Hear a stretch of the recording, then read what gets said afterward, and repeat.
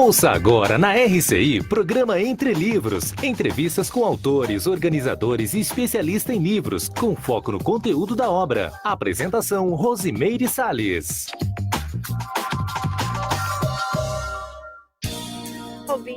Olá, ouvinte da RCI, aqui é a Rosimeire Salles, e a gente está então trazendo mais uma obra para debater hoje, O Mundo da Fronteira. Reflexões a partir da fronteira trinacional Brasil, Paraguai e Argentina. A editora é CRV. E antes de apresentar aqui as nossas convidadas, eu queria dizer que amanhã, dia 21, vai ser a comemoração da criação do Instituto Nacional do Livro. Esse instituto ele se transformou hoje num órgão da Biblioteca Nacional, que é a maior biblioteca que a gente tem aqui, né, no país. E vamos lá, então. Nós estamos aqui nós estamos hoje com as seguintes convidadas. A Cláudia Maria Serino Lacerda Muniz, ela é graduada em Secretaria Executiva, né, Secretariado Executivo, ela tem especialidade MBA em Elaboração, Avaliação e Gerenciamento de Projetos, né, também especialista em Análise de Discurso Político e Jurídico, e mestre, e agora doutoranda, não é isso? Em Sociedade, Cultura e Fronteiras pela UniOeste, né, aqui em Foz do Iguaçu.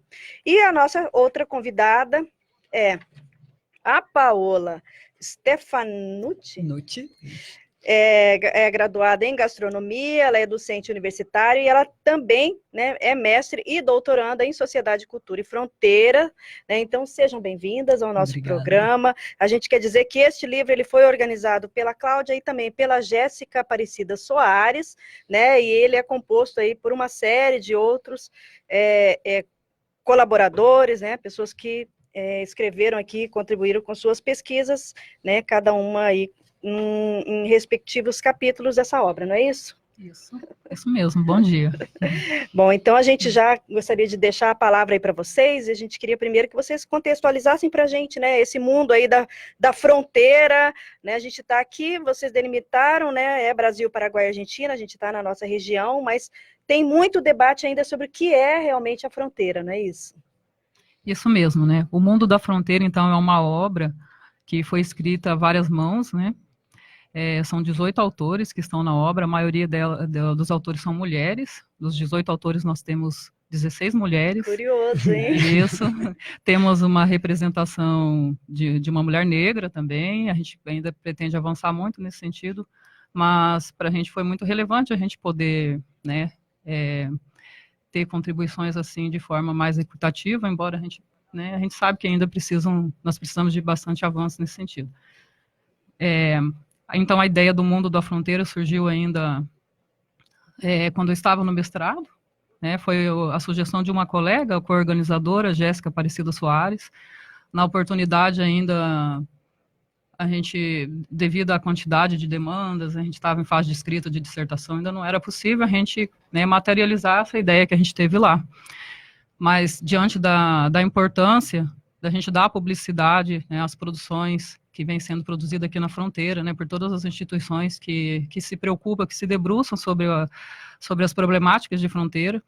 Então, a gente, depois que a gente finalizou o mestrado, a gente quis dar materialidade a isso, e daí nós, então, convidamos colegas, né, alguns colegas já estão lá no programa, alguns são egressos, né, e estão seguindo por outros caminhos, né, mas é uma obra, então, que visa, então, refletir de forma multidimensional, né, através de um pensamento multidimensional, através de contribuições de vários pesquisadores, de várias áreas.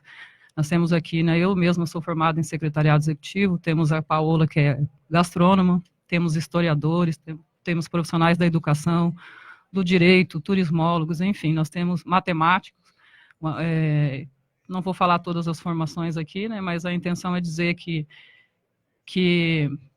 foi proposital a intenção de produzir, né, de elaborar essa obra, de pensar essa obra a partir de vários olhares, porque nós entendemos que se ela tivesse sido produzida pelas mãos de uma única pessoa, né, no caso a Paola ou eu aqui, ela não teria essa riqueza, ela não teria essa diversidade, essa multiplicidade de olhares que foi possibilitada, né, pelas contribuições, assim, então, dos vários pesquisadores que se envolveram. Então essa é a proposta. Então, as instituições aqui da fronteira, elas estão, né, se direcionando, se preocupando em trazer respostas, né, para as problemáticas que afetam, né, a fronteira trinacional, a partir das nossas demandas diárias mesmo. A gente tem buscado valorizar pesquisas de campo mesmo, né, a gente até trabalha com autores do norte, a gente valoriza autores que de certa forma trazem contribuição para a nossa obra, mas aqui a gente procurou, em primeiro lugar, refletir sobre o nosso contexto mesmo. Então a gente valoriza autores daqui, né, valorizamos todas as pesquisas que são realizadas, né, e foram realizadas aqui na fronteira, porque a gente entende que, por mais que autores legitimados, né, que a gente costuma muito valorizar autores do norte, por mais que eles tragam contribuições, muitos deles são matrizes das nossas discussões, a gente precisa pensar a partir da nossa realidade, valorizar as nossas produções, né, e porque somente assim nós vamos poder trazer de forma mais efetiva soluções para as problemáticas que afetam aqui a região da fronteira trinacional, Brasil, Paraguai e Argentina. Agora, vocês falam sobre fronteira, sobre aspectos diferenciados, até vocês mencionam ali, né? É o espaço além do limite geográfico. Então, o que seria essa fronteira? Quais são as abordagens que a gente pode ter com relação à fronteira? Bom dia, primeiro a todos e todas. Eu acho que a Cláudia, complementando o que a Cláudia falou, esse olhar à fronteira, além do espaço geográfico, né, além dos 2 rios e 3 países, né, pensar nele numa dimensão maior, realmente, numa dimensão cultural, numa dimensão política que esses 3 estados-nações acabam representando, e também das pessoas que circulam por esses espaços, né, e que vivem aqui de uma maneira ou de outra, né. Acho que o olhar à fronteira de quem está longe, né, e a gente pode pensar aqui nos turistas que vêm para cá e que olham essa fronteira de uma maneira diferente, os que vivem aqui a veem também de uma maneira diferente, e nem todos vivem da mesma maneira, né? Nem todo mundo vai para a Argentina comer um bife de chouriço, ou tomar um vinho argentino, ou vai para o Paraguai todos os dias comprar algum eletrônico, né? Então a gente vive também uma fronteira diferente, ao mesmo tempo em que o Paraguai e a Argentina estão perto em determinadas situações, em outras eles estão muito longe, né? Então eu acho que esse dinamismo do viver à fronteira, ele aparece aqui no livro, né? Então, desde, por exemplo, as discussões das lojas francas, que está ali na proeminência de abrir agora, o que isso vai representar economicamente perante as outras fronteiras, perante o Paraguai e a Argentina, é uma decisão política nacional brasileira, mas que vai afetar aqui de uma maneira singular. E a gente está vivendo isso, hoje mesmo saiu no jornal de novo que teve uma alteração em relação à inauguração, então a gente está nesse momento e o que isso realmente vai representar. Eu acho que é interessante a gente pensar essa abordagem, né? Apesar de serem 3 nações, elas têm uma interação, né, na região. Mas a gente vai agora, então, chamar o nosso intervalo, daqui a pouquinho a gente volta falando mais sobre o mundo da fronteira. Esperamos. Programa Entre Livros. Apresentação Rosimeire Salles. Passou o dia sem internet e o técnico ainda não veio? Chega disso! Na Linka, a internet por fibra ótica é super rápida e estável, para que você fique sempre conectado. E o melhor, caso ocorra algum problema no horário comercial, garantimos que os nossos técnicos chegarão em sua casa em até 1 hora após você fazer o pedido. É isso mesmo, com a Linka, você tem um suporte de internet em até 1 hora no horário comercial. Tá esperando o quê? Contrate seu plano agora mesmo, pelo site ou por WhatsApp sem sair de casa. www.linka.net.br. Anotou? Linka com C. linkacomc.net.br ou ligue 35230533. Linka, garantia de suporte de internet em até 1 hora no horário comercial.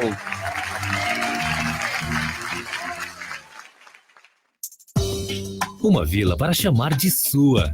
O Vila Florata é um bairro único, localizado na Avenida Felipe Vancher, a 200 metros do Consalter, próximo ao Maimabu Interlúdio, uma das regiões que mais cresce na cidade. O Vila Florata está entregue e pronto para construir. Últimas unidades de lotes com 360 metros. Infraestrutura completa e condições imperdíveis. Entrada de 10% e saldo em 140 vezes direto com a loteadora. Plantão de vendas no local. CCIA Imóveis. Telefone 45 3523 1626 ou acesse www.cciaimoveis.com.br. Você já sabe onde irá comprar os materiais elétricos do seu imóvel? É claro que você sabe! É na Eletromil! Conheça a nossa loja e veja os mais diversos artigos em lâmpadas, lustres, pendentes, luminárias, além de chuveiros e toda a parte elétrica para a sua casa ou estabelecimento comercial. Eletromil, Rua Stanislau Zambrick, 611 Centro, próximo ao Mufato Boici. Fone 3528-8130. Voltamos a apresentar programa Entre Livros. Apresentação Rosimeire Salles.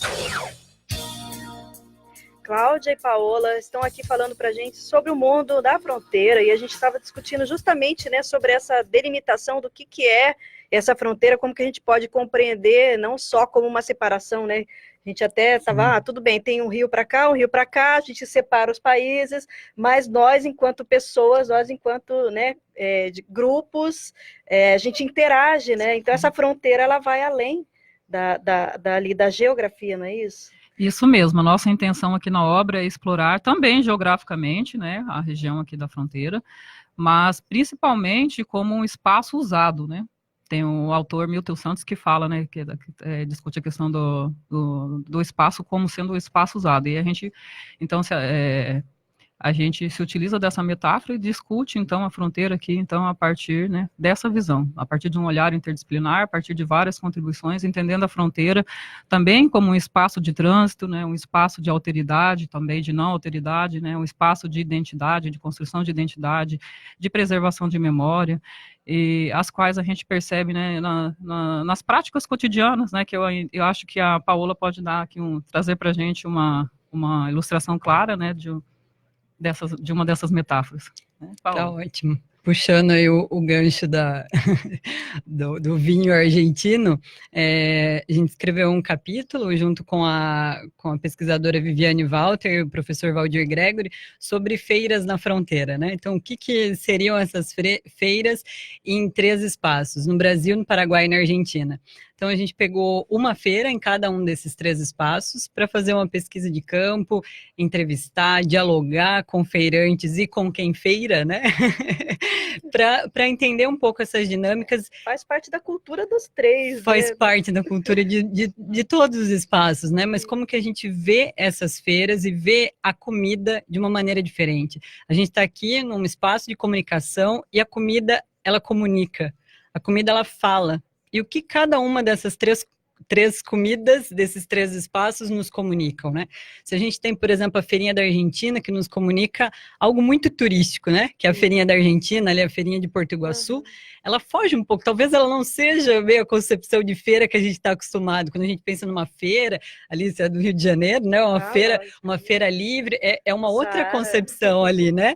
Ali é um espaço, aquela comida comunica algo turístico, ela está muito bem cristalizada, então você vai e compra determinados produtos que são identidades, talvez, da Argentina, bem cristalizado. Então, o alfajor, o doce de leite, a empanada, o vinho, e acaba levando isso até como souvenir. Se você não consome ali, você leva para casa, leva de presente. O azeite, azeitona. O azeite. Ou eu vou esquecer, né? O azeite, azeitona, as picadas ali, as tábuas de frios, não é verdade? Então, isso tudo, e ele mostra mais bares e restaurantes, né? Então, é uma feira bem diferente do que a gente está acostumado, assim. Se a gente vai para a feirinha da JK, a gente vê uma feira diferente, já uma feira que acontece uma vez por semana, uma feira de monta e desmonta, uma feira que tem aproximadamente 100 bancas que trabalham com produtos alimentícios, né? In natura, manufaturados, e prontos para consumo, que a gente pode chamar de comida de feira, né? E desses, a gente tem 50, praticamente, bancas que trabalham com essas comidas de feira, né? Então, é o pastel, é a tortinha de Taiwan, é o yakisoba, é o takoyaki. Paula, mas o que é isso? Você vai no domingo pela manhã lá, você vai ver o bubble tea. Então, tem inúmeras comidas que representam o quê? Representam identidades, acabam representando nações, né? E não só de Foz do Iguaçu, né? Se você for ver na própria, as diversas etnias estão representadas. Né? Estão representadas ali de alguma maneira. E é interessante que às vezes eu escutando quem feira, né? E aí, nossa, mas essa feira é demais, porque a gente encontra uma barraca árabe, encontra um chinês, encontra uma barraca de Taiwan, e isso está conectado de alguma maneira com essa Foz do Iguaçu multicultural, né? Sem trazer ela como algo de uma cidade multiétnica, apagando essas identidades, mas como identidades plurais, que elas se conversam, comunicam e ao mesmo tempo são distantes, assim. E é interessante, falando dessa questão de etnia, é que não é talvez eu aqui, uma brasileira fazendo um yakisoba. Não, é um chinês fazendo a sua própria comida. É um rapaz de Taiwan trazendo um produto que ele é vegetariano e que traz esse produto vegetariano. Então é interessante como a feira também expressa essa questão da própria cidade. Ou mesmo, é muito interessante, não sei se eu posso ainda falar um pouquinho mais. Pode, você ainda tem 9 minutos. Mas a feira, ela acompanha as dinâmicas da cidade. Então, quando a gente teve fechamentos, por exemplo, da ponte, fechamentos de loja do Paraguai, a feira aumentou. Por quê? Porque é um comércio informal, é um comércio que a pessoa ele pegou algum dinheiro e investiu para trabalhar uma vez na semana. Então, aquilo ali acaba gerando uma renda extra. E aí, eu vejo um aumento, por exemplo, de famílias que vêm com os estudantes de medicina do Paraguai e que começam a trabalhar na feira com as suas próprias, com os seus próprios produtos típicos. Então, o seu recorte ele é da alimentação, mas a feira ela tem uma diversidade também de produtos, de artesanatos, que também retrata, né? Exato. O artesanato eu acabei não trabalhando, né? Tanto é que são quase 100 ali da parte de artesanatos que não é de alimentação. A gente acha que não, né? Parece que não. Mas né? a feira, cada domingo que você vai, ela vai aumentando, assim, ela vai aumentando nas extremidades, assim, é interessante essa dinâmica. E no Paraguai a gente tem uma outra feira, que é a Feria de Ciudad del Este. É uma feira que ao mesmo tempo está muito próxima, ela está quase 3 quilômetros da ponte, mas ao mesmo tempo ela está muito distante da nossa realidade. É uma feira de produtos agroecológicos do Alto Paraná, então tem produtores de todo o Alto Paraná, da região do Alto Paraná, e é uma feira que funciona quarta, quinta e sexta-feira. Ele é um espaço, um galpão que funciona perto do terminal, então se alguém tiver curiosidade, ao invés de parar na Mona Lisa, continua até o ponto final, que é o terminal, ele 50 metros está a feira, e é um espaço extremamente rico, com muitas práticas, não só cotidianas, mas cotidianas alimentares, assim. É o descascar, é o peneirar, é o moer, é o produzir, é o comer, é o vender, tudo ali naquele espaço. É um espaço riquíssimo, que a gente não tem ideia. Afinal de contas, a comida paraguaia, no nosso contexto, ela não é dita, né? Então, pois é, eu ia te perguntar isso. Essa troca, né, da comida brasileira, tem nas feiras da Argentina e do Paraguai? Ao mesmo tempo, Paraguai a gente tem a chipa, tem algumas coisas, sopa paraguaia, né, que são mais... Mas essa troca também existe? Essa troca existe troca dos produtos nas 3 feiras. Então, por exemplo, pegando na feira da Argentina, a gente vê, por exemplo, uma farofa pronta de uma marca brasileira que você encontra lá na feirinha. Então eu falei, nossa, mas como assim? Essa marca brasileira aqui, escrito em português só, não é aquele escrito bilíngue, né? E estava ali. Então você tem alguns produtos. Ao mesmo tempo, você tem produtos que são encontrados nas 3 feiras e que acabam, ao mesmo tempo, como eu falei, elas são muito diferentes entre si, elas têm algo que as une. Então, tem produtos ali, e aí eu falo de ingredientes especificamente, que acabam unindo e trazendo para o momento que esse espaço não era uma tríplice fronteira, né? Era só um espaço. Perfeito. Que era o espaço dos índios, que era o espaço dos guaranis. Poxa. A gente está falando da mandioca, a gente está falando do milho, a gente está falando do feijão. Apesar deles aparecerem em locais completamente diferentes. Então, por exemplo, no Paraguai a gente encontra um feijão manteiga fresco ali, elas ainda tirando da vagem. No Brasil a gente encontra esse feijão na tortinha, do recheio da tortinha de Taiwan, que para nós é uma... Como assim, né? É um recheio de uma torta. E na Argentina a gente encontra como guarnição do arroz e feijão para um público específico, que é o brasileiro.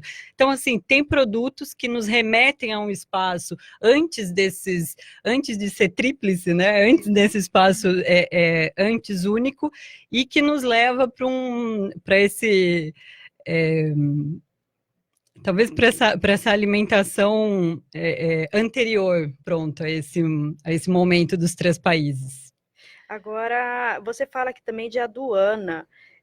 Na verdade, você está focando no consumo na feirinha, né? Uhum. Não na compra e transporte disso, porque isso também ocorre, né? Isso também ocorre. Por exemplo, conversando com o coordenador da feirinha da JK, ele disse que é proibido a venda de produtos do Paraguai, né? Então foi interessante que foi utilizada essa palavra. Porém, em conversa com os feirantes, a gente verificou que inúmeros feirantes trazem produtos secos do Paraguai, então farinha, e transformam e vendem. Então, eu acho que é uma astúcia ali dentro de uma prática cotidiana, da onde você pega um produto que não, talvez pela legislação, pelos poderes do Estado, não poderia, se transforma isso em uma comida legal. Né? É muito interessante. Essas trocas também ocorrem nas outras feiras também. Muito interessante. Então, olha, a gente ainda tem aí alguns minutinhos.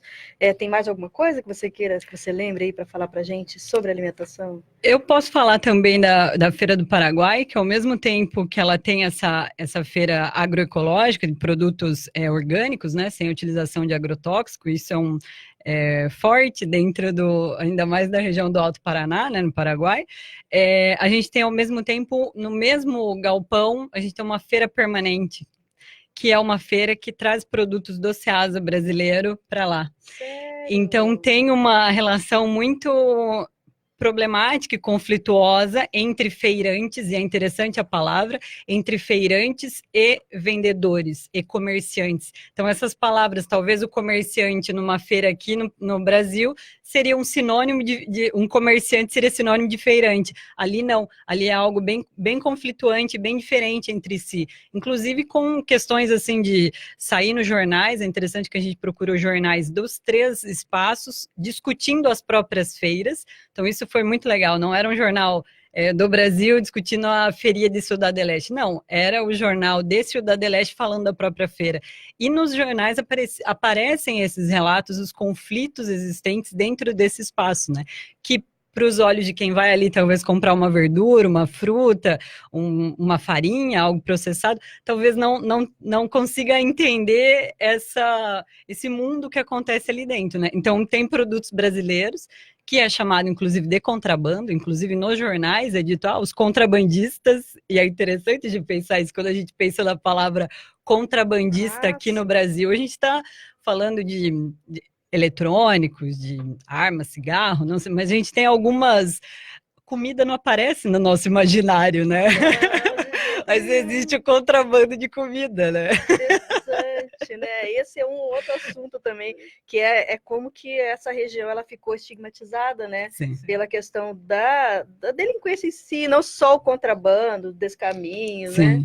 Tudo mais. Mas a gente vai deixar, então, para o próximo bloco, né? O pessoal fica aí com gostinho de quero mais. Então, o mundo das fronteiras, daqui a pouquinho, depois dos comerciais. Programa Entre Livros. Apresentação Rosimeire Salles. Não compre impressoras. Nunca foi tão fácil imprimir em casa. Conheça planos especiais para pessoa física da Compo Clinic. Fornecemos as melhores impressoras e multifuncionais do mercado para você fazer as suas impressões, digitalizações e cópias na comodidade do seu lar. Nós cuidamos de tudo: instalação, configuração, manutenção e reposição de cartuchos. Não perca mais tempo. Economize e agende ainda hoje uma visita. Compo Clinic. A boa impressão é a que fica. 3028-0009. Computadores Apple, sinônimo de sofisticação e qualidade. Em Foz, você conta com uma assistência técnica especializada da Hardset para seu iMac, MacBook e Mac Pro. Limpeza, upgrade e atualização de seu Mac. Confie na Hardset. Na República Argentina 3855, ao lado da Fraida. Hardset. Voltamos a apresentar Programa Entre Livros. Apresentação Rosimeire Salles. Paola e Cláudia estão falando para a gente aqui sobre essa realidade, né, sobre essa pesquisa toda que elas fizeram, e mais um grupo, sobre essa realidade aqui da nossa região de fronteira, né, especificamente pegando Brasil, Paraguai e Argentina. E aí a gente estava falando, então, que essa realidade, né, até tem um dos artigos aí que fala que a partir do 11 de setembro mudou um pouco até a caracterização de como a nossa região é vista, né, isso, né, então, assim, a gente tinha uma visibilidade, digamos, externa, muito relacionada com a criminalidade, não é? Com o contrabando, né, e o que vocês podem falar sobre isso? A partir do 11 de setembro, se construíram algumas metáforas nesse sentido, né, que fizeram alusão à questão da criminalidade, né, então essas representações também rodeiam a fronteira, mas também a gente tivemos nesse período também contribuições advindas da conscienciologia, que também contribuíram para construir novas discursividades, né, sobre a fronteira. Então, aquela fronteira que para alguns era o lugar do crime, né, o lugar do terrorismo, ela também passou a ter uma visibilidade em outro aspecto, né? Então ela também hoje é vista como a capital da integração, a capital do conhecimento, a capital, né, da biodiversidade. Então, você fazendo sempre alusão a instituições como a Itaipu Binacional, né, ao potencial de geração de energia. Então, assim, nós temos representações diversas, que não dá para a gente não daria conta de explorar todas essas representações. E a realidade mudou, assim, né, um pouco na cidade, né, a partir dessas iniciativas de pesquisa, né, que a Conscienciologia trouxe, mas também universitárias, porque sim, a UNILA, né, a gente vê, assim, o desenvolvimento de grandes universidades aqui na região, sim, né, então vai descaracterizando aquela visão que as pessoas têm de fora, né, só de contrabando, só de muamba do Paraguai, né? Isso, bem nesse sentido. Então, essas instituições aqui da fronteira, elas vêm, então, se debruçando sobre o objeto de estudo fronteira, no sentido mesmo de desconstruir essa imagem, né, que ficou, né, a partir desse acontecimento, que desconstruiu um pouco, né, ou teve esse objetivo de desconstruir o espaço da fronteira, talvez de silenciar, de apagar todas as riquezas que a gente tem aqui, né, todas essas positividades. E, ao mesmo tempo, vieram outras instituições, né, como o UniOeste, o NILA, as instituições privadas da região, a Conscienciologia, que vem somar também bastante esforço, nesse sentido de construir novas discursividades, né, sobre o nosso contexto aqui de fronteira. E é por isso que não dá para explorar a partir de um único ângulo, né, a partir de um único olhar. A gente precisa de vários pesquisadores, vários profissionais. Tem aquele que vem com a contribuição da história, né, no caso da colega aqui da gastronomia, do direito, né, enfim, turismólogos.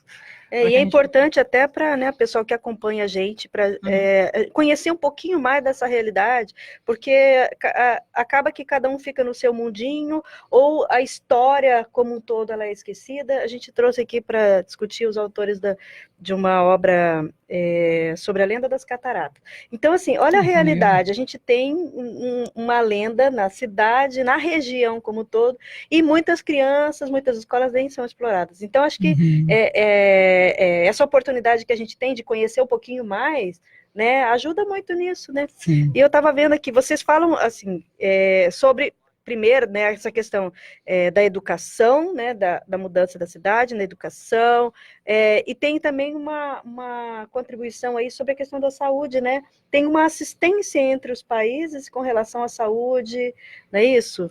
Exatamente, né? Tem um artigo aqui que fala do direito dos brasiguais estrangeiros à saúde, né, aqui na fronteira, que também contribui para as discussões nesse sentido, essa tentativa de se construir, de se tornar, deixar mais visível essa noção de dependência mútua que existe entre os países, porque na prática é isso que acontece, por mais que nós busquemos negligenciar isso, na prática acontece essa dependência mútua, múltipla, né? E frequentemente, todos os dias, praticamente, nós estamos transcendendo essas fronteiras, né? Tem paraguaios vindo para cá, né? Brasileiros que residem no Paraguai, mas quando tem necessidade eles estão aqui no Brasil, ou argentinos que residem aqui no Brasil, quando tem necessidades também, estão no seu país de origem, então eles estão sempre jogando com essa identidade, né, conforme as necessidades. Existe uma população flutuante muito grande, né, e muitas vezes, né, não são consideradas.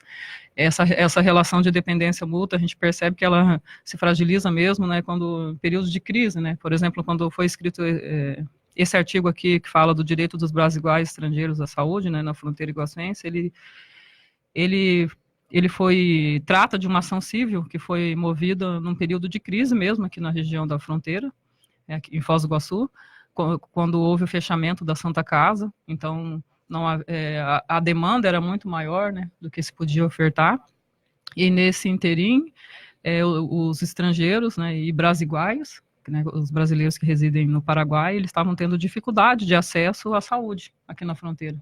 Então, o que eles faziam? Como eles precisavam muito de acesso, né, o Paraguai tinha um histórico já precário de saúde, não dava conta também de atender essa população, né, os brasiguais estavam lá, e também os próprios paraguaios, então essas pessoas elas acabavam jogando com a identidade, né? Preciso de um comprovante de residência, então o que eu faço? Eu vou lá e consigo um conhecido na cidade, digo que eu resido lá para poder ter um atendimento, né? Um atendimento que é de direito, né? Porque se a gente observar os argumentos ali do Ministério Público, ele enfatiza bastante a questão da dignidade, né? Do direito à saúde, né? Como um direito universal. E então as estratégias que o Ministério Público utiliza ali, que a gente explora a partir da retórica, vão nesse sentido, de mostrar, de enfatizar que a saúde é um direito universal, né, de todo ser humano. Isso é bacana, né? Porque aí você vê que existe um intercâmbio não só de pessoas, né? Mas existe uma interassistência, existe aí uma dinâmica de atendimento daqui para lá, de lá para cá, que a gente não se restringe só, né, aos espaços, como vocês chamam, né? Sim. E aí, o que mais que a gente pode falar? Vocês falaram também sobre esse fluxo aí, né? Fluxo de idiomas, fluxo de... uma coisa bacana que eu achei, a gente não para pensar nisso, né? Na demarcação das pontes pintadas. Eu achei bacana isso, né? Assim, realmente, você anda na ponte e você está pintado a bandeirinha, as cores da bandeira brasileira, aí as cores da bandeira da Argentina, aí as cores da bandeira paraguaia, ou seja, existe uma delimitação que é física, mas esse trânsito, ele independe, né? Isso é muito bacana, né? Sim. E eu acho que isso é muito típico da nossa região aqui, né? Não sei, outras fronteiras, elas não têm esse mesmo dinamismo, né? Mais estanque, é mais delimitada nessa divisão, digamos assim. E a gente tem uma questão econômica também, né? Talvez, por exemplo, em outras tríplices fronteiras, vamos falar aqui do Brasil, são 9, essa populacionalmente, em números e em quantidade, questões econômicas, é a maior. Então, ela tem um fluxo econômico e de pessoas que as demais são em áreas mais isoladas, né? Então, aqui... Talvez essa questão do fluxo... Também em relação com turismo, cataratas, né, que atrai muita gente para cá, né, e aí acaba que essa movimentação, né, essa visibilidade também seja maior em relação às outras fronteiras, né. E acho que tem um slogan também, né, de viver 3 países em um dia, né, ou em um final de semana, você falou do turismo, mas é verdade, né, então, olha, venha para Foz do Iguaçu, conheça as cataratas, vá para o Paraguai e jante na Argentina, né, então tem essa venda também na hora do convencimento do turista, né, para a região, né. Então, também é interessante isso, né? Ao mesmo tempo em que é separado, de novo, ela se torna junto e muito próximo num slogan na hora da venda, né? Mas na hora de passar na aduana, ele vai ser barrado ali na aduana argentina, no mínimo. Aí, então, o Paraguai é livre, a Argentina você tem que parar, né? Já aconteceu de eu ir com uma pessoa, a pessoa estava só com a carteira de motorista. Não, carteira de motorista é uma coisa no Brasil, você tem que ter a carteira de identidade. Quer dizer, na Argentina já é uma outra realidade, né?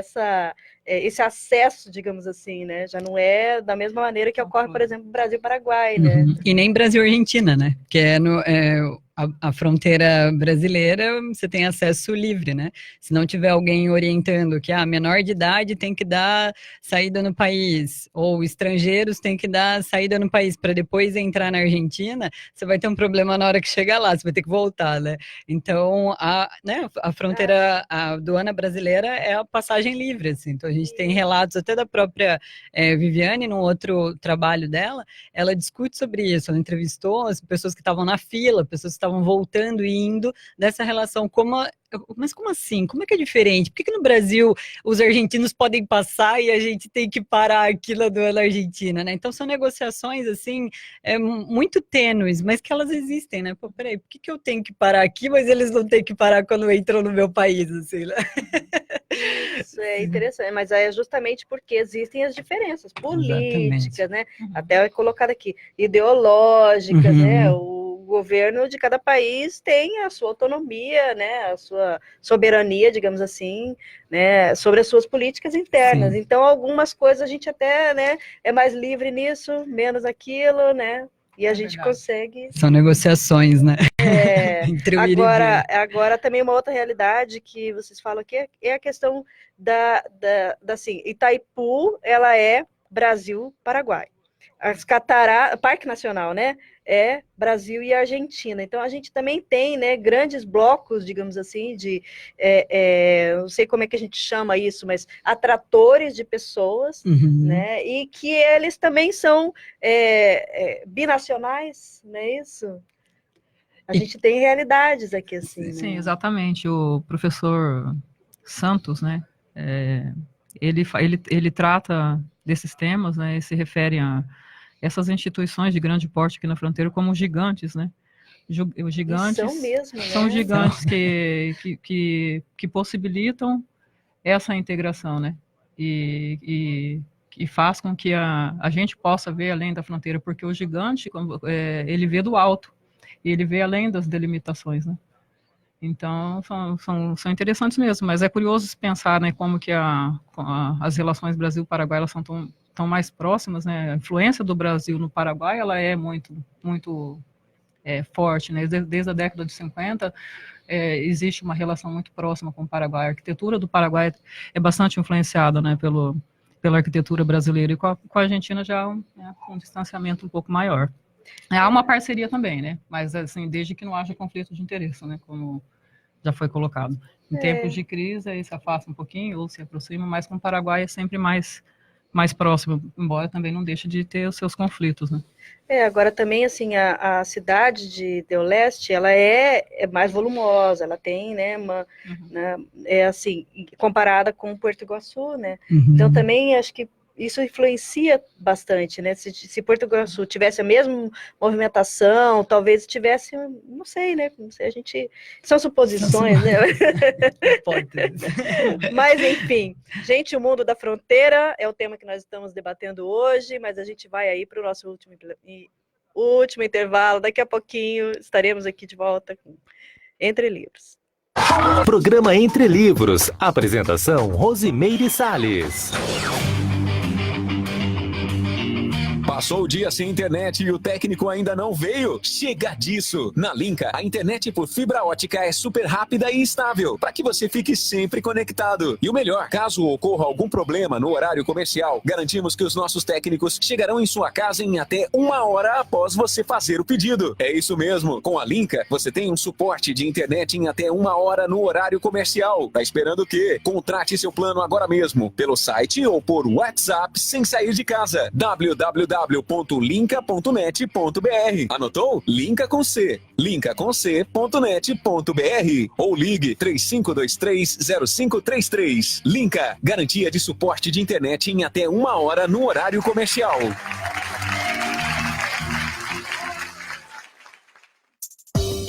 Uma vila para chamar de sua.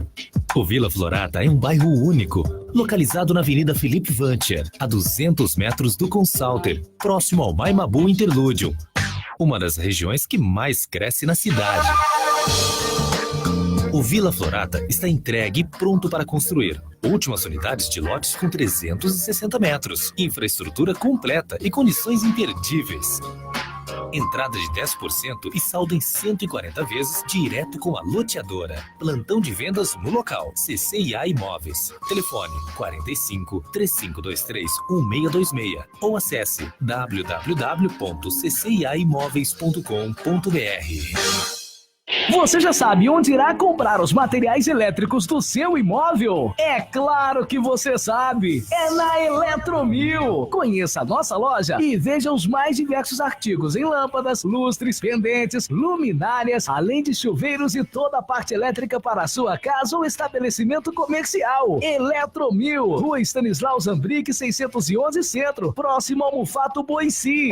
Fone 3528-8130. Voltamos a apresentar programa Entre Livros. Apresentação Rosimeire Salles. Nós estamos aqui conversando com as autoras, Cláudia e Paola, sobre o livro O Mundo da Fronteira. E vocês trazem bastante metáforas, eu gosto muito de metáfora. Na obra, que na verdade representam aí, realidades. Você pode falar um pouquinho aí, Cláudia, sobre essas metáforas? Claro, claro. Então, nós falamos de metáfora no primeiro artigo, né?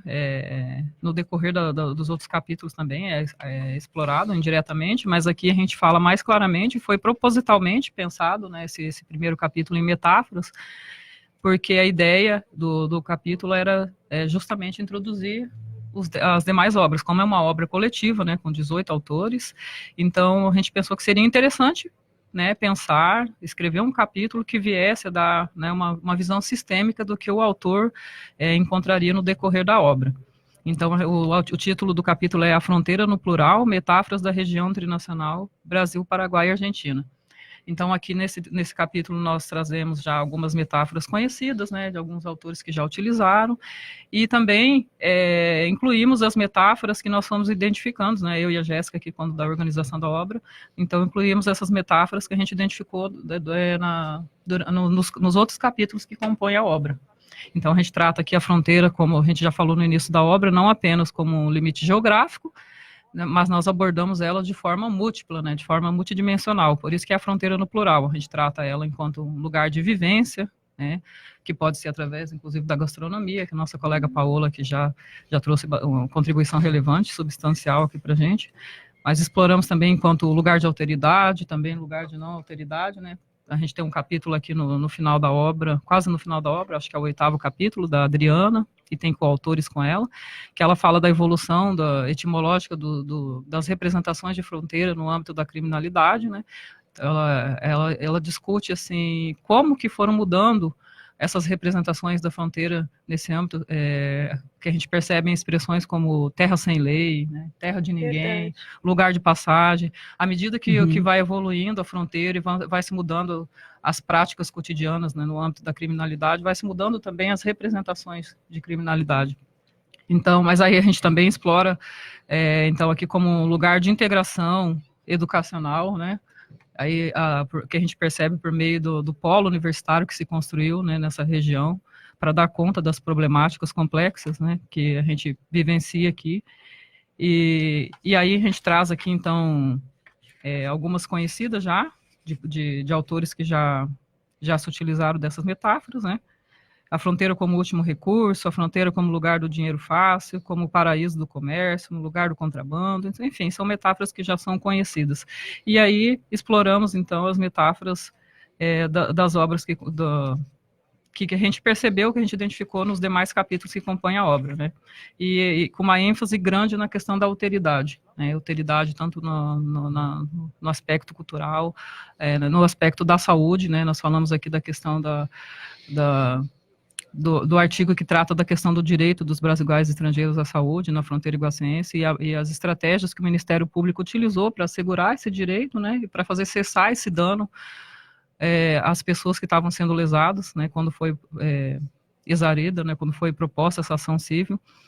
Então, tratamos também da alteridade no âmbito da questão étnico-racial, e também a questão de identidade de gênero, é feito um estudo aqui numa... Doação de órgãos também. Doação de né? órgãos, também tem um artigo que trata dessa questão. Como que é essa realidade? É um trânsito livre? A questão da doação de órgãos? É. Na verdade, as autoras, elas discutem aqui mais a questão de como são feitas, de como são tratadas a questão da doação de órgãos em campanhas sociais de doação de órgãos, né? E é interessante, né? Foi até bom que você lembrou, que a gente percebe que a gente não desconsidera, né, todos os esforços, né, da mídia nesse sentido de incentivar a doação de órgãos, porque as filas são gigantescas, muitas pessoas esperando, e me parece que há ainda, né, muito receio, né, talvez falta de esclarecimento nesse ponto, e elas trazem ali o que eu achei interessante, talvez por conta do contexto que nós vivemos hoje, da sociedade pós-moderna, uma sociedade extremamente egoísta, nós percebemos, assim, às vezes, eu me pego mesmo, né, em situações que eu me vejo como egoísta, quando eu, por exemplo, vou fazer uma foto, uma selfie, não preciso de ninguém nem para fazer foto, eu mesmo faço ali. Então, nós estamos vivendo num contexto, assim, que as pessoas caminham cada vez mais para o individualismo, pensando em si mesmo.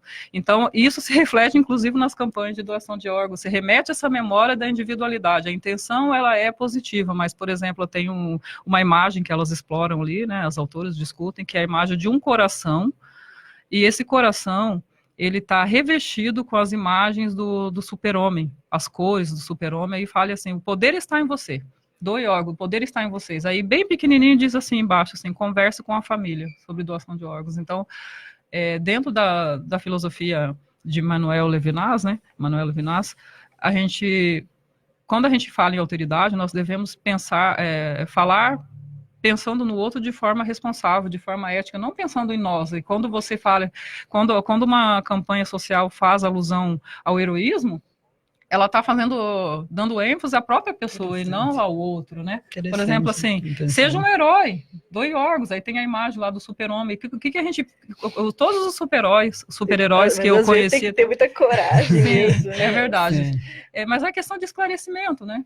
Acho que quando não se tem esclarecimento, se tem esse receio, né? Mas como as campanhas focam muito isso, esse heroísmo, todos os super-heróis que eu já vi, né, que eu já vi em desenhos animados, eles são eternos, eles não são, né, mortais. Então as pessoas começam a pensar assim, bom, então como você faz aquela alusão ao heroísmo, a pessoa não quer morrer, ela fica com medo da morte, né? Não, eu quero viver, então, né, por que eu vou pensar em doação de órgãos? Eu posso viver cada vez mais. Então seria diferente se essas campanhas sociais, elas explorassem mais a questão ética, mesmo a responsabilidade com o outro. Por exemplo, elas dão destaque aqui para uma única campanha que elas destacaram ali, uma única imagem, que é uma campanha do Paraná, inclusive, que ficou, eu acho que em primeiro lugar, me parece, naquele período que elas analisaram, em doação de órgãos. Mas a campanha dizia assim, não sei quantas pessoas, agora eu não vou falar em números, porque eu posso me equivocar, mas acho que em torno, não sei se 2.000, 20.000 pessoas estão na fila aguardando pela sua solidariedade. Converse com os seus familiares, né? Então, assim, esclareça, busque esclarecimento. Então, olha só, é uma outra forma.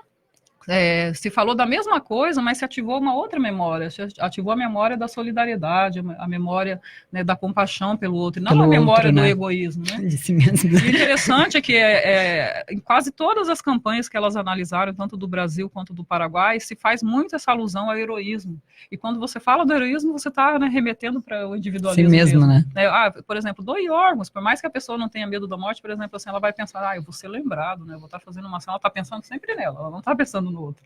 Está pensando na vantagem que ela pode ter daquilo ali, ou a família, né, de ser lembrado, de ser reconhecido. Então, acaba fugindo um pouquinho, por mais que sejam válidas, né, são relevantes, foge um pouquinho da proposta. O resultado vai ser válido. Com certeza. O fim não justifica os meios, mas enfim, né? Mas talvez nem tantas pessoas se solidarizem com isso. As pessoas podem acabar olhando com desconfiança, né, na hora de pensar. Às vezes tem um ente querido, um ente familiar que está ali, né, numa situação complicada, e a pessoa já fica com receio, né, naquela desconfiança de pensar, eu vou doar órgãos, não vou, vai que de repente, né, meu familiar pode viver mais, e aí assim, vai gerando essas desconfianças, né, por conta da falta de esclarecimento. Então, as campanhas, ao meu ver, elas são muito válidas, mas quem sabe elas pudessem explorar mais essa questão do esclarecimento, né? Agora, dentro dessas metáforas todas aí que você traz, né, por exemplo, Terra Sem Lei, cada uma, ela faz alusão a algum tipo de de realidade, né? Isso. Então, dinheiro fácil, você tem uma tabela bem bacana que eu achei assim, é como se fosse uma síntese da nossa fotografia, né? E cada uma delas tem uma representatividade, né? Então, assim, Paraíso do Comércio, realmente, as pessoas olham para cá como, né, olha, Muamba do Paraguai, hoje nem se usa mais esse termo Muamba, já não, né? Já está até diferente o comércio aqui, eu acho que talvez essas iniciativas aí dessas lojas também mudem, descaracterizem um pouco isso, né? Esse cenário do contrabando, vocês falaram também, né? Tô me referindo à tabela lá. Bem interessante. O dinheiro fácil, que era justamente essa realidade do trabalhador aqui da região, né? De usar como assim, meio de sobrevivência. Sim, o trabalhador que está na informalidade, né? Às vezes ele vê como o último recurso mesmo, né? A possibilidade dele atuar como, né, como laranja, né? Durante muito tempo se utilizou esse termo, não sei se hoje ainda tem muitos laranjas ali, né? Mas também mudou um pouco, né? Porque antes eram ônibus e ônibus de sacoleiros, né? A realidade mudou um pouco, né? E aí, outra coisa que vocês trazem também, que é a questão o ambiente que é sensível às políticas econômicas, né? Isso é uma realidade, né? Afeta qualquer decisão política, cambial, em um país diretamente o outro, né? Sim. Isso é uma realidade. É uma realidade. Talvez seja interessante a gente, então, lembrar um pouquinho ali do artigo da Cristina Delgado. Eu não posso falar com propriedade, o artigo é dela, mas ela teve esse objetivo, né, de discutir aqui a instalação das lojas francas aqui na região, que já é quase uma realidade, mas ela é advogada, professora, docente, né? Então ela não explora ali só a questão da legislação do arcabouço jurídico, mas ela procurou fazer uma reflexão em torno das pessoas envolvidas, né, nesse processo de instalação das lojas francas, e pensar sobre de que maneira está sendo construído esse processo, o pensamento multidimensional, né, a interdisciplinaridade, ali, quando a gente está falando interdisciplinaridade, que não é só no sentido de compartilhar conhecimentos, né, científicos, que é o que a gente vê mais no dia a dia, no nosso contexto, mas o sentido que ela explora ali é no sentido de ouvir todas as partes interessadas dos 3 países, da Argentina, do Paraguai, do Brasil. Será que está havendo uma participação efetiva? Será que está sendo pensado em medidas, né, estão se antecipando possíveis medidas de correção, né, possíveis impactos, porque quando se fala em tributos diferenciados, isenção de impostos, pode acontecer de haver um desequilíbrio econômico, né, segundo a autora aqui. Então, de repente, pequenos comerciantes podem sair prejudicados. E o próprio dólar, né, a oscilação do dólar afeta diretamente nas compras com o Paraguai, por exemplo, né. Olha, gente, então a gente está aqui, infelizmente, já quase finalzinho do programa. Não sei se vocês querem deixar uma mensagem final para os nossos ouvintes.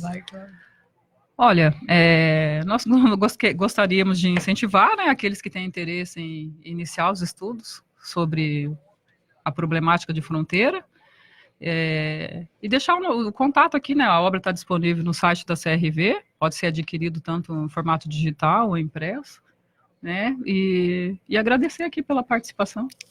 Bom, nós é que agradecemos, né, a Cláudia Muniz e a Paola Stefanucci, né, que estiveram hoje falando aqui com a gente sobre o mundo da fronteira, e eu gostaria de agradecer também, especialmente aí, ao pessoal aqui da rádio, ao Davi, que está aqui nos bastidores, a Sueli, o César Codioli, que é o nosso diretor, e agradecer a vocês que nos acompanharam esse ano todo.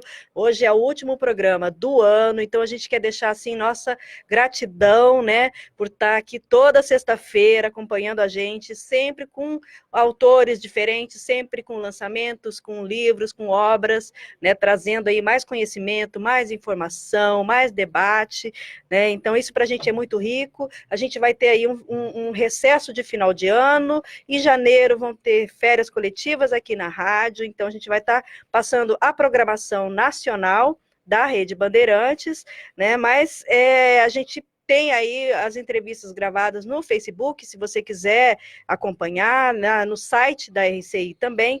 Então, a gente quer agradecer e desejar um ótimo final de ano, né? Assim, um próximo ano cheio de sucesso, com muita leitura, com muito livro na biblioteca de vocês. E aí, gente, despedimos então de 2019. Tchau, tchau, pessoal. Até o ano que vem. Tchau, tchau.